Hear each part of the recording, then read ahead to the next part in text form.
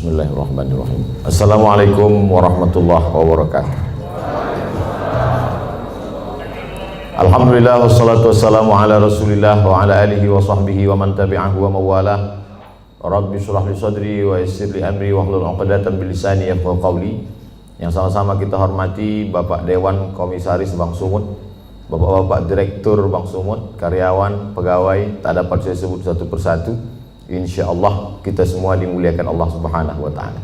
Amin ya rabbal alamin. Anak raja naik sampan, baju bagus bukan untuk pamer. Bagaimana tahu muka tampan kalau muka ditutup masker? Itu pantunnya baru dapat aja tadi.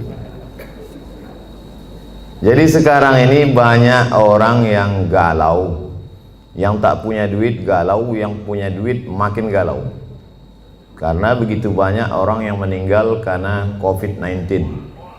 Itu yang datang itu baru COVID-19, belum COVID-20, belum COVID-21. Oleh sebab itu maka menghadapi ini tidak ada cara dan jalan lain kecuali berserah diri kepada Allah Subhanahu wa taala. Kita diajarkan Nabi Muhammad SAW, mau ada COVID walaupun tak ada COVID, keluar dari mulut kita itu sama. La haula wala quwata illa billah. Jadi kita diajarkan itu bukan sejak ada COVID ini saja. Sebelum COVID itu ada muncul, kita sudah berkata bangun pagi, alhamdulillahillazi ahyana, dia yang menghidupkan kami, wa amatana, sebelumnya kami mati, wa ilaihin nusyur, dan kita pun akan kembali kepada dia. Ini menghadapi COVID ini manusia ini terbagi dua, Eka dan Eki, ekstrim kanan, ekstrim kiri. Yang ekstrim kiri tak ada COVID itu, malah ditantangnya, mana COVID itu biar kukunyah-kunyah. Yang satu lagi pula amat sangat ketakutan COVID, semua dicucinya, semua cuci, wali ke rumah semua cuci tangan sampai, saking seringnya cuci tangan sampai nampak contekan waktu SD dulu.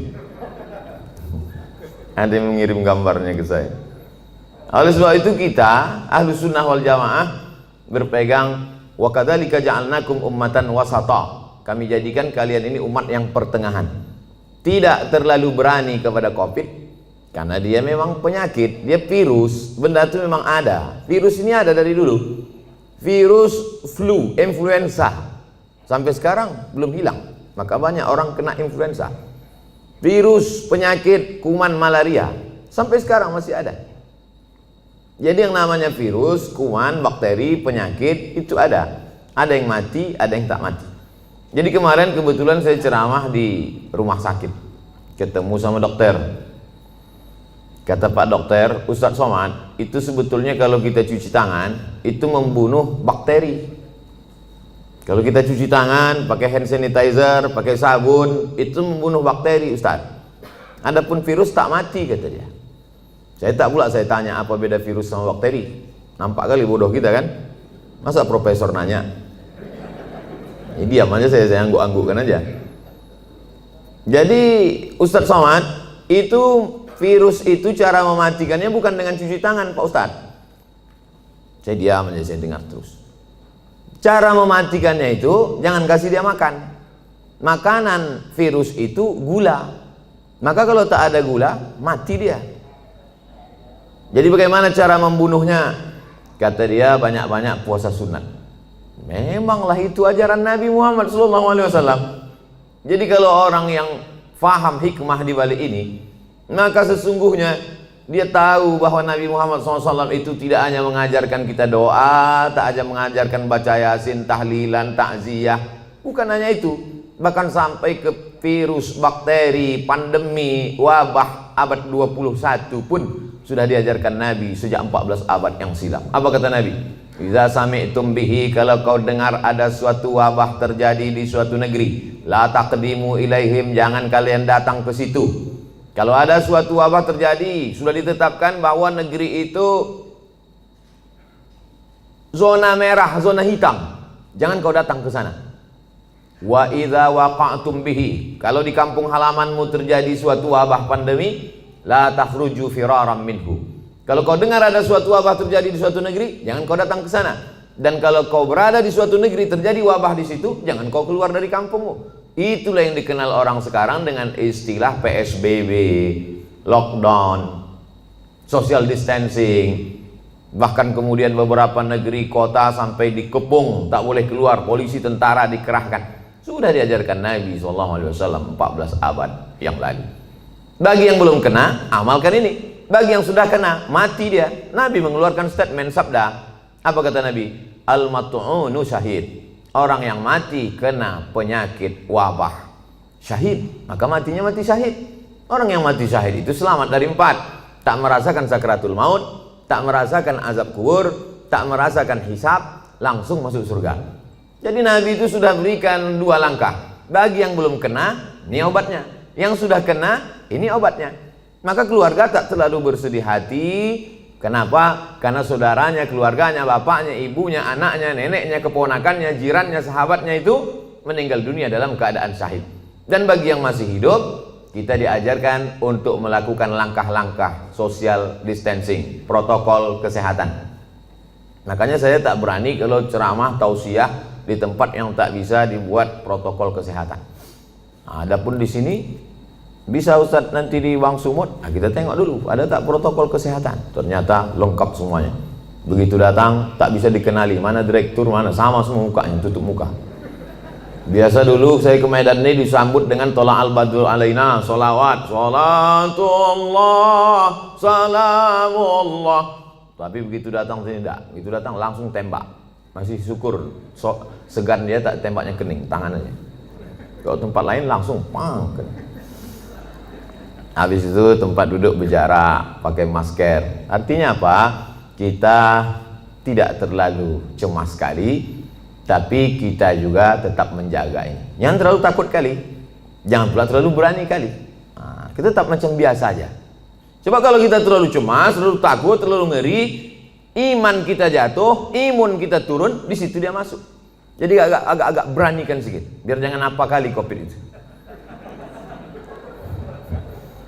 Begitu kalau orang Medan. Kalau orang Jakarta kan kalau ada AC mati kan dibilangnya, lu tolong hidupin tuh AC biar agak dinginan dikit. Kalau orang Medan enggak, apa tolong kau hidupkan apa itu biar jangan apa kali.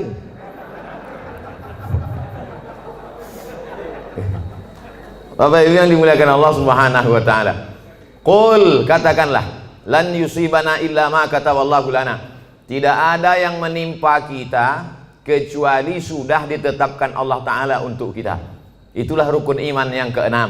Percaya kepada Allah, percaya kepada malaikat, percaya kepada kitab, percaya kepada Rasul, percaya kepada hari kiamat, percaya kepada takdir baik dan takdir buruk. Akhbirni anil iman. Apa itu iman, wahai Muhammad sallallahu alaihi wasallam? Antu'mina billah wa malaikatihi wa kutubihi wa rusulihi wal yawmil akhir wa biqadri khairihi wa syarrihi. Percaya kepada takdir baik, takdir buruk. Tapi ini masalah takdir ini kita mesti dalam menyikapi takdir kita ada al-kasbu wal ikhtiar, ada usaha. Dengan penuh kesadaran kita tak pakai masker, tak social distancing, tidak cuci tangan, tidak pakai hand sanitizer, itu bukan tawakal. Itu bodoh yang terlalu diperlihatkan. Kalau bodoh sendiri aja, jangan ngajak-ngajak orang. Oleh sebab itu maka kalau sudah kita berusaha kena juga, berarti itu takdir. Ada takdir, ada hukum sebab akibat. Pejamkan mata, tak usah tengok kanan kiri, nyebrang di jalan. Itu bukan takdir, sebab akibat. Tapi setelah kita berusaha tengok kanan, tengok kiri, tengok kanan, tengok kiri, menurut kita sudah aman, ditabrak juga. Tidak ada cara lain kecuali beriman kepada takdir baik dan takdir buruk. Itulah beda Jabariyah dengan Ahlus Sunnah.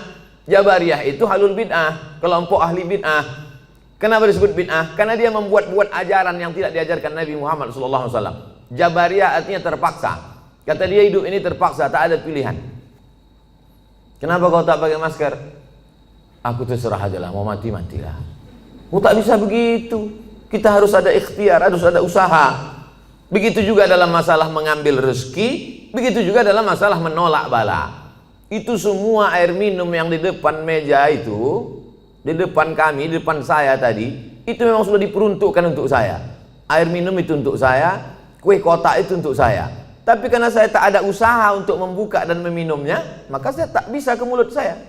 Walaupun sudah diuntukkan untuk saya. Itu tentang masalah menarik rezeki. Begitu juga dengan menolak bala. Kalau tidak ada usaha ikhtiar dari kita, bawa sepeda motor kerja, dikunci stangnya. Habis itu beli pula gembok, kunci ban depan. Habis itu rantainya digembok pula. Kemudian ban belakang itu ikatkan ke pohon pinang.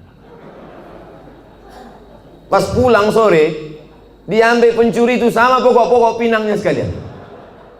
Maka itu takdir. Itu takdir namanya. Beriman kepada takdir baik, takdir buruk. Tapi orangnya cengengesan, lalu kemudian tak tentu arah, entah bagaimana ceritanya, otaknya tak fokus, mau berangkat, ditinggalkannya kunci situ, naik dia ke atas, asik nelpon, iya betul, kiki, tinggal kunci. Habis itu turun ke bawah, lapor sama security, Pak security, motor saya tinggal hilang. Gimana keadaannya? Tadi saya tinggalkan kunci. Ah mampuslah kau, kata dia. Kenapa? Berarti kurang usaha, tak ada ikhtiar.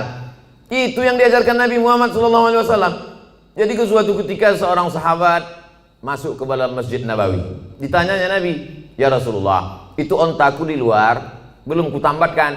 Aqiluha wa atawakal, utliquha wa atawakal. Kulepaskan aja begitu baru aku tawakal, atau kutambatkan dulu ke pokok kurma baru bertawakal. Kata Nabi, kau ikatkan dulu, kau tambatkan dulu, baru kau bertawakal. Sebetulnya itu pikiran sederhana saja. Cuman sahabat ini mau ngetes, cemana sebetulnya ajaran Islam ini.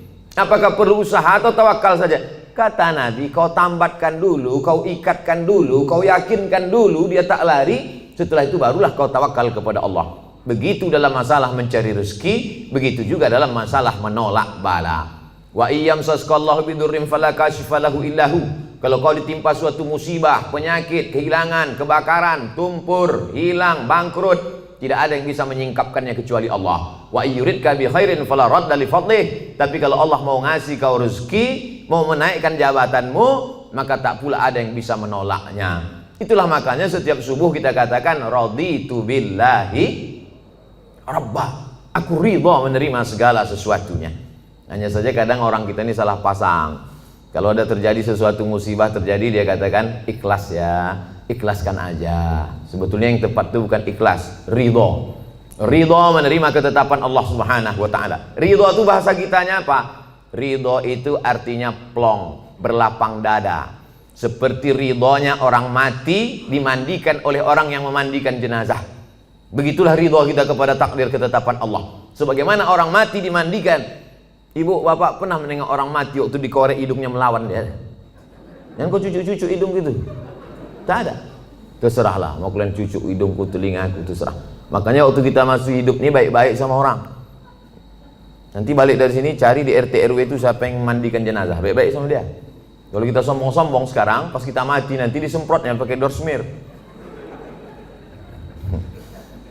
Apalagi Bank Sumut ada program santunan, santuni mereka memandikan jenazah, orang yang menguburkan, orang yang supir ambulan.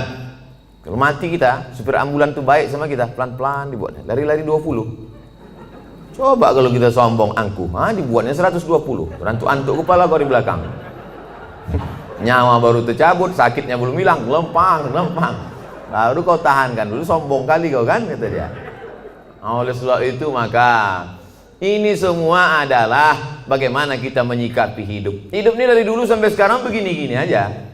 Dari sejak zaman Nabi Adam sampai Adam Smith, hidup ini begini-gini aja. Yang kaya sombong, yang punya jabatan sombong, orang miskin susah melarat, mau mati aja bawaannya. Jadi tinggal kita bagaimana menyikapi hidup. Dulu yang hidup di Medan ini datuk nenek moyang kita. Habis masa mereka datanglah masa ayah emak kita. Habis masa mereka sekarang masa kita. Ini sedang hijau-hijaunya ini.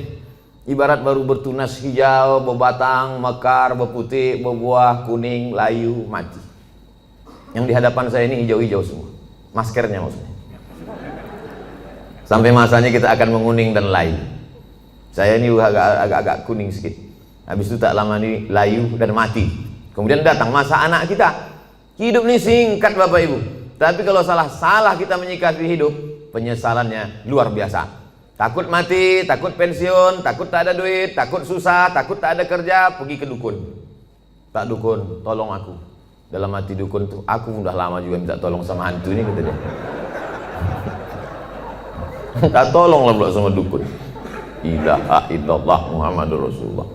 Tidak ada tempat minta tolong kecuali hanya kepada dia. Itulah yang kita katakan 17 kali sehari semalam. Iyyaka na'budu wa iyyaka nasta'in.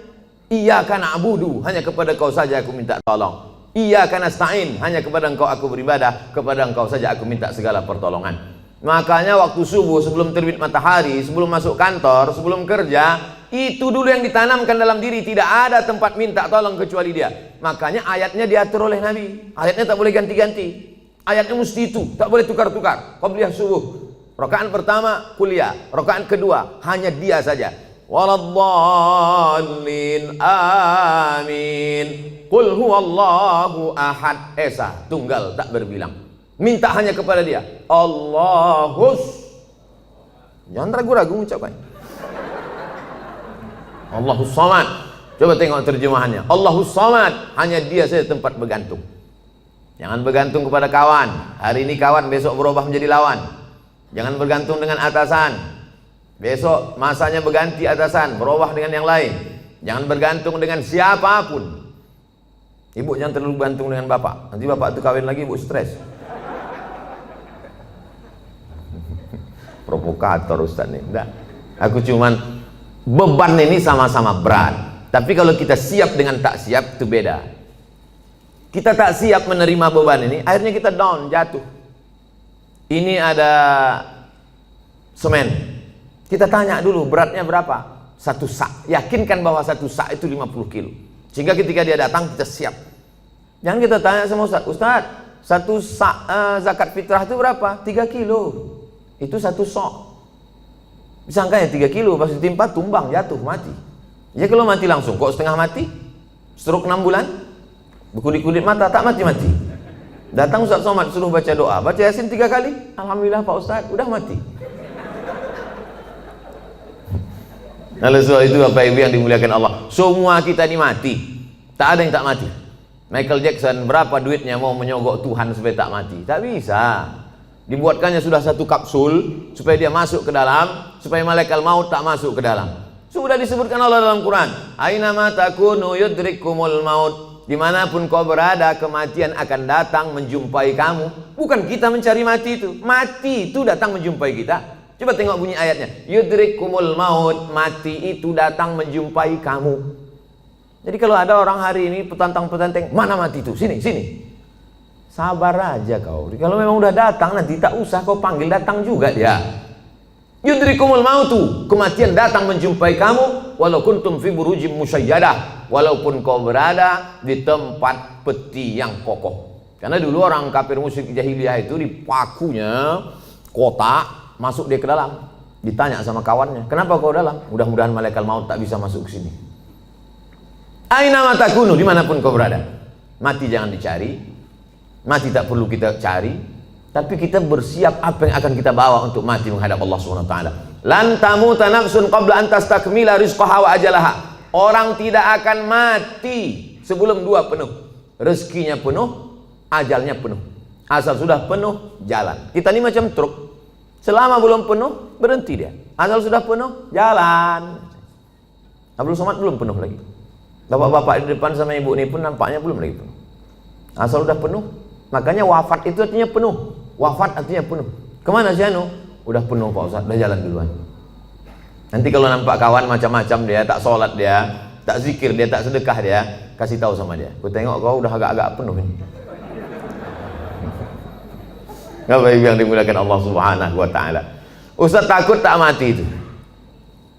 Saya tidak takut kali. Cuma agak takut juga sedikit. Semua hidupnya sudah saya rasakan. Disambut oleh orang-orang besar, hebat-hebat, sultan-sultan, raja-raja, udah menteri-menteri, udah. Disambut pula sampai ke hutan belantara, sampai tak ditegur orang, sudah. Masuk saya ke dalam hutan-hutan, satu pun tak ada menegur, tak ada yang kenal. Jalan saya cuek aja dia. Bapak, kata saya, kata dia. Pernah, macam-macam. Ceramah diundang orang pakai mobil mewah, pernah. Ceramah diundang pakai mobil sayur, pernah juga. Kalau pakai mobil mewah itu kita dijemput orang, buka kan kacanya, jalan ya. Begitu sebut pakai mobil sayur, baru gini mati mesin.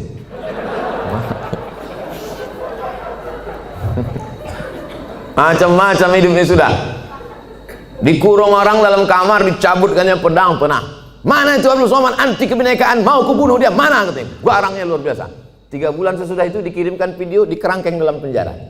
Mampus kau kata saya. Tapi nggak kuat-kuat kali dalam hati aja. Macam-macam hidup ini sudah. Titel sudah, LC sudah, MA sudah, doktor sudah, profesor sudah. Tinggal satu lagi, almarhum. Nah oleh sebab itu mati ini, dulu saya berpikir bahwa mati itu 63 tahun, mesti macam umur Nabi Muhammad SAW. Ternyata kawan-kawan, saya pejamkan mata, si Anu kawan kuliah saya meninggal, si Anu kawan saya dulu SMA meninggal, si Pulan kawan saya dulu sama-sama SD, sama-sama cabut kami, sama-sama mandi di sungai, meninggal. Jadi kita kalau nengok orang meninggal itu jangan tengok yang tua-tua. Itu kekeliruan kita. Nengok orang meninggal yang ubannya banyak, sehingga habis itu kita nengok di kaca, masih 3, masih lama lagi. Malaikat maut menengok orang mati itu, mencabut nyawa itu tidak menengok ubannya. Berapa banyak orang yang beruban tak mati-mati? KPU, kepala penuh uban. Mau nanti waktu sebelum diupload dibuang nih, tersinggung KPU dituntutnya berasa. Saudara yang dimuliakan Allah Subhanahu wa taala, oleh sebab itu maka bagaimana kita menjalani hidup ini, yang masa lalu sudah lewat, yang masa akan datang kita tak tahu, maka kita jalani yang masa sekarang, bagaimana kita melangkah ke depan. Maka bangun pagi, bangkitkan semangat, aku hari ini masih diberi Allah kehidupan, langkahkan kaki, berangkat ke tempat kerja, bismillahirrahmanirrahim, la haula wala quwata illa billah. Tetap bawa STNK BPKB. Pula macam la haula wala quwata, langsung lampu merah tak pandang lagi. Tangkap semua polisi. Kenapa kau tak ikut patroli lalu lintas? La haula wala quwata illa billah.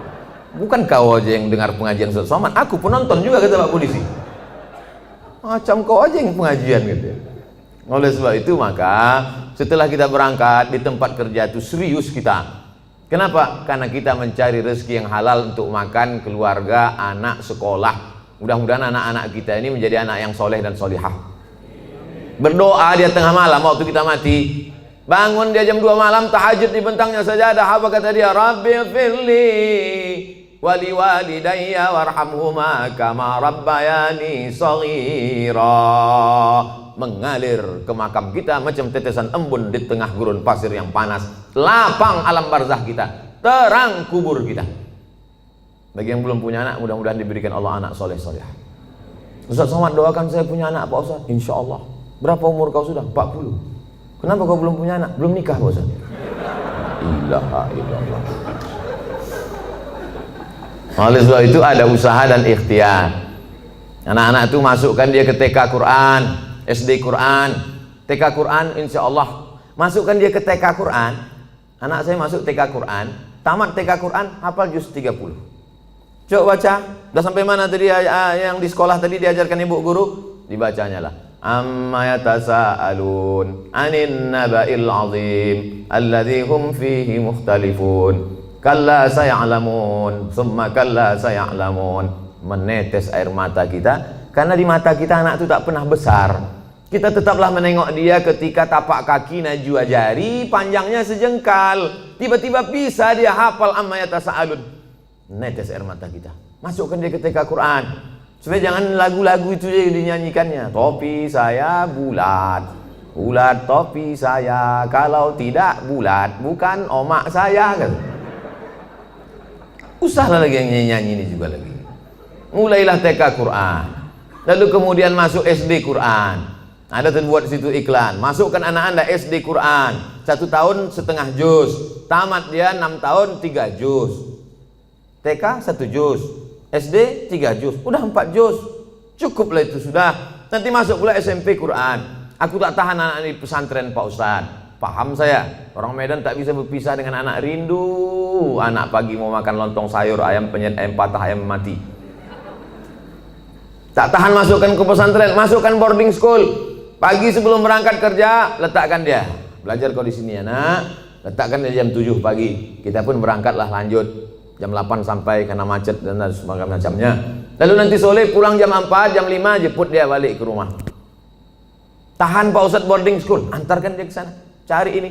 Ada di daerah Tembung, ada di daerah Kutalimbaru, dulu tempat saya sekolah di Darul Arafah, ada pula di daerah, banyak keliling Medan ini. Masukkan dia, sebulan sekali jenguk. Saya Pak Ustadz tak tahan, anak saya ini 3 kali sehari saya jenguk.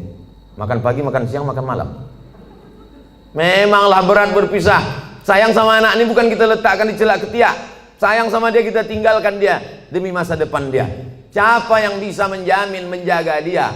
Siapa yang bisa diantara bapak ibu ini menjaga anak-anak kita bebas dari narkoba, bebas dari sabu, bebas dari cabut? Siapa yang bisa menjamin anak-anak kita ini cabut? Tak ada yang bisa menjamin. Kita pun dulu cabut. Saya dulu sekolah di Sisingamangaraja, Unifa, Muallimin. Pernah juga cabut ke Deli Plaza, ke Medan Plaza. Makanya waktu lewat di Medan ini saya cari manalah tempat cabut dulu, hilang udah semua. Pernah, cuma tak sering-sering kali. Saya sebetulnya tak jahat, kawan-kawannya aja. Begitu hebatnya pengaruh kawan terhadap anak-anak kita. Dan kita tak bisa kontrol kawan dia, karena pergaulan ini luar biasa. Itu mempengaruhi pola pikir. Tapi kalau kita tinggalkan dari pondok pesantren, maka insya Allah benteng terakhir. Bapak ibunya sudah selamat insya Allah. Tapi ini generasi kita ini kalau tidak kita selamatkan, kita carikan dia rezeki yang halal. Melangkahkan kaki dari rumah, aku meninggalkan semuanya ini wahai anakku adalah untuk mencarikan nafkah engkau yang halal, supaya kau jadi orang, supaya kau jangan jadi hantu setan, supaya kau nanti selesai kuliah, supaya kau menjadi berbakti kepada negara, bangsa, agama, orang tua. Maka niat kita itu sampai mati kita. Man mata duna malihi fahuwa syahid. Siapa yang mati mempertahankan harga dirinya, harta bendanya, maka matinya mati syahid, kata Nabi SAW. Dalam mencari nafkah ini pergi, capek, keluar kota, segala macam, meninggal dunia, maka matinya tetap mati syahid. Syahid itu tidak hanya orang yang berjuang fisabilillah di Palestina, tidak, tapi orang yang mencari harta yang halal. Oleh sebab itu tetap semangat. Ini banyak orang yang memisahkan diri. Kalau di masjid, semangat. Kalau sedang umroh, semangat. Pas di kantor, lesu, letoy, loyo, lunglai, mau mati. Pas ada gajian, baru semangat. Apa ini? Hancurlah negara ini kalau semangat kita ini hilang. Ada pula orang memahami agama itu hanya untuk mati saja. Aku sebetulnya malas dengar pengajian ini. Kenapa? Itulah Ustaz itu sedikit cerita mati aja. Cerita mati aja. Memanglah kita ini mau mati, tapi pengajian itu adalah membuat kita bersemangat apa bekal yang akan kita bawa sebelum kita mati. Makanya yang kaya-kaya, yang hebat-hebat sebelum mati bangun masjid. Apa nama masjidnya? Ya terserah. Macam-macam nama masjid. Ada sebutnya masjid nama dia, ada masjid itu dibuatnya Al-Ikhlas, ada masjid At-Taqwa. Tadi subuh kami pengajian di masjid Jami'atut Taqwa, tinggi hampir 2 meter. Kata panitia pembangunan masjid, ini Pak di bawah ini tanah. Enggak, dicor semuanya, entah berapa molen kata dia. Hebat betul. Tak ada lagi tanah di Medan. Banyak betul duit orang Medan. Di mana-mana masjid pakai timbun tanah liat, tanah merah. Dia enggak, pakai cor. Artinya apa? Luar biasa kemampuan orang. Harus ada tekad dalam hati yang punya duit. Sebelum aku mati, aku bangun masjid. Tapi tak perlu pula kita buat di update status. Sebelum mati, bangun masjid. Like and share. Paling tidak kita, dalam hati kita, tekad kita. Tak sanggup saya bangun masjid Pak Ustadz.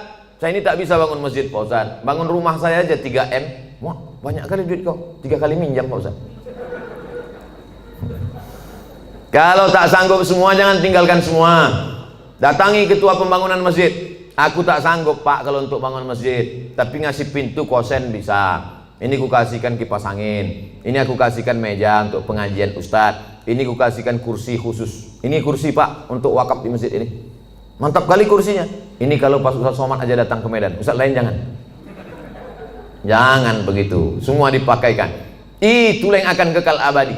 Ini kadang banyak orang ini mau numpuk-numpuk. Mobil, motor, rumah segala macam. Pas mati habis, tinggal semuanya. Hidup kita ini macam mimpi Bapak Ibu. Kata Sayyidina Ali An-Nasu Niyam, manusia ini tidur semuanya. Bapak ini sedang tidur, ibu sedang tidur, semua kita ini sedang tidur. Kita baru terbangun itu ketika kita mati, barulah kita tersadar rupanya kita ini sedang dalam tidur panjang dan sedang mimpi lelap-lelapnya. Ada yang sedang mimpi jadi ustadz terkenal, ada yang sedang mimpi jadi pengacara, ada yang sedang mimpi jadi bankir, ada yang sedang mimpi macam-macam mimpinya, ada yang sedang mimpi selingkuh. Setelah mati barulah kita tahu kenyataan. Oh, ternyata ini hidup hanya mimpi saja. Siapa yang paling mulia di antara kita nih kalau mati nanti menghadap Allah? Tak ada jaminan Ustaz Abdul Somad lebih mulia, tidak. Apakah Bapak Dewan Komisaris, Bapak Direktur lebih mulia? Belum tentu, belum jaminan. Tapi paling tidak mereka di dunia pernah mulia. Di akhirat mudah-mudahan mulia. Jangan sampai di akhirat tak mulia, di dunia sengsara. Nauzubillah. Makanya doa kita diajarkan Nabi, Rabbana atina fid dunya hasanah wa fil akhirati hasanah. Makanya waktu tawaf itu Rabbana atina fid dunya hasanah wa fil akhirati hasanah wa qina azabannar. Rabbana atina fid dunya hasanah. Ada pula bapak-bapak satu-satu lagi, Rabbana atina fid dunya hasanah wa fil akhirati Fatimah. Itu yang ngasih bimbingan manasik haji saya tahun 92 dari embarkasi Polonia Medan. Saya berangkat bulan Mei 1992 dari embarkasi Polonia Medan. Belum ada Kuala Namu lagi waktu itu. Lalu kemudian datanglah Ustadz, lupa saya nama Ustadznya, ngasih manasik haji. Dia yang cerita itu. Ada jamaah haji dari Medan, kata dia berdoa di samping Ka'bah, Rabbana atina fid dunya hasanah wa fil akhirati Fatimah. Dipanggil sama Ustadz. Kenapa kau sebut Fatimah?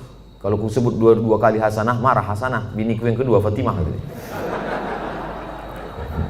Itulah pentingnya kita paham apa yang kita doakan ini. Artinya semangat saja tak cukup. Kita mesti berdoa kepada Allah Subhanahu wa taala. Allah itu suka kita meminta, kata Nabi, sisa'an alih. Walaupun ketika selapmu, sendalmu putus. Pas mau masuk masjid, pakai sendal, putus dia, berdoa, ya Allah, putus sendalku ya Allah. Allah suka kali menengok kita mengadu kepada Allah. Minta sama Allah, meleleh air mata kita kepada Allah. Ini banyak sekarang orang tak mau lagi berdoa, sombong. Assalamualaikum warahmatullahi wabarakatuh. Assalamualaikum warahmatullahi wabarakatuh. Assalamualaikum warahmatullahi wabarakatuh. Langsung buka HP. Tengok dari belakang macam kusuk berdoa. Pas depan Romi megang handphone. Kau kenapa tak berdoa? Alah, yang lama aja belum kabul, ngapain tambah lagi?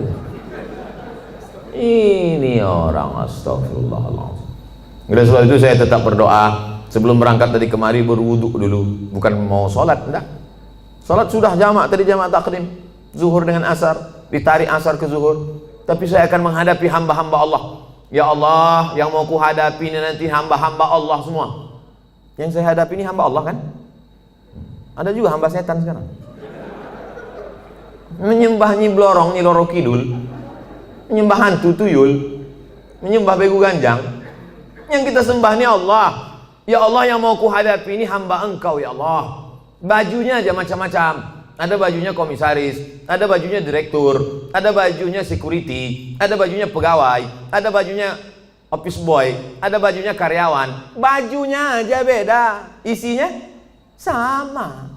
Semua ini isinya sama. Kalau dibelah keluar urat, keluar darah. Ada di antara nih kita nih kalau dibelah keluar kabel. Nah, ada. Sempat ada di sini dibelah keluar kabel, dua kemungkinan. Kalau tak Robocop, Transformer. Nggak ada. Selama masih ada kulit, ada darah, ada daging, berdetak jantung, berarti jantungnya. Semua kita nih casingnya aja macam-macam, jantungnya sama. Makanya saya kadang dikritik jamaah, Ustaz ceramah bajunya itu terus, pakailah baju lain. Saya pakai baju. Batik dari mana tuh Pak Ustaz? Batik Tapanuli Selatan.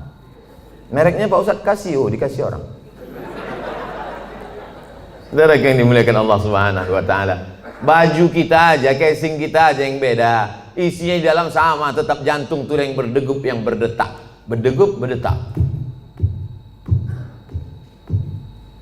Begitu kalau orang kerja di bank.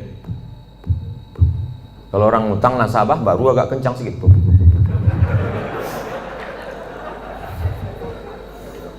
Ini kan yang di depan saya ini banyak-banyak semua duitnya. Tadi pagi, tadi malam kami makan sama Ustaz Somad, orang yang paling banyak duit di Sumatera Utara, inilah dia. Semua duit orang Sumatera Utara dia megang. Masya Allah, tapi duit orang. Apa ini dimuliakan Allah Subhanahu wa taala? Oleh sebab itu maka berpikir kita, apa yang nanti ku bawa setelah aku mati ini. Tadi saya SMS ada salah seorang penulis di Jakarta. Tolong Bapak tuliskan sejarah hidup saya. Aku tak sempat menulis. Baru sebentar menulis 2-3 kata datang telepon. Ustaz bisa tausiah, baru menulis tak fokus. Tolong kau tuliskan sejarah hidupku. Kalau bisa yang inspiratif supaya nanti ketika aku mati anak cucuku membaca semangat dia menjalani hidup. Mudah-mudahan itu menjadi amal soleh. Siap Pak Ustaz, kami tulis. Nanti kalau udah siap kita adakan bedah buku di Islamic Book Fair di Jakarta. Jangan lupa subscribe, like, and share. Saudara yang dimuliakan Allah Subhanahu wa taala. Jadi apa yang bisa kita tinggalkan setelah kematian? Kami tadi pagi melewati Old Town, kota tua. Wah, bagaimana Medan tahun 1800, 120 tahun yang lalu. Ini gedung ini kota tua ini. 100 tahun yang lalu disitulah orang-orang kaya, disitulah datuk-datuk, disitulah sultan-sultan, disitulah Belanda-Belanda, disitulah orang-orang hebat. Hari ini hanya tinggal sarang laba-laba, rumah tinggal, rumah tua. 100 tahun yang lalu. Begitu juga dengan 100 tahun yang akan datang. Kalau tak kiamat dunia ini, kita hanya tinggal kenangan saja. Yang kaya sekarang akan mati, yang hebat punya jabatan akan menghadap Allah Subhanahu wa taala. Oleh sebab itu, yang pertama, bangkitkan semangat kerja. Anak-anak kita didik, dia pula akan mendidik anak dia akan mendidik cucu cicit dia, maka kita mati, mereka tetap mengirimkan doa kepada kita. Kalau kita ajarkan doa dikirimnya. Kita ajarkan lagu lah dikirimnya. Meninggal kita, tak pernah kita ajarkan doa. Datanglah dia dengan anaknya, dengan istrinya, dengan menantu kita, semuanya pakai baju hitam semuanya. Baju hitam, celana hitam, kerudung hitam, topi hitam, kacamata hitam. Dibuatnya tulisan, kunjungan Men in Black. Tapi kalau kita ajarkan dia Bismillahirrahmanirrahim, Yasin wal Qur'anil Hakim, innaka laminal mursalin ala siratim mustaqim, tanzilal azizir rahim, iqra'uha ala mautakum. Kalau kamu ziarah, bacakan itu, ziarah kubur. Payah Pak Ustadz, bawa Yasin nih payah. Kan ada Play Store. Tulislah di situ Quran digital. Enter. Sekarang jangan. Tak ada signal sekarang. Ada Play Store, download Quran digital. Buka surat 36 Yasin, baca. Malam Jumat buka surat yang ke-18, 17 Al-Kahfi, baca Al-Isra Al-Kahfi. Man qara'a surat Al-Kahfi, paksa-paksakan diri. Kalau menunggu lapang, menunggu luang, tak akan ada waktu lapang, tak akan ada waktu luang.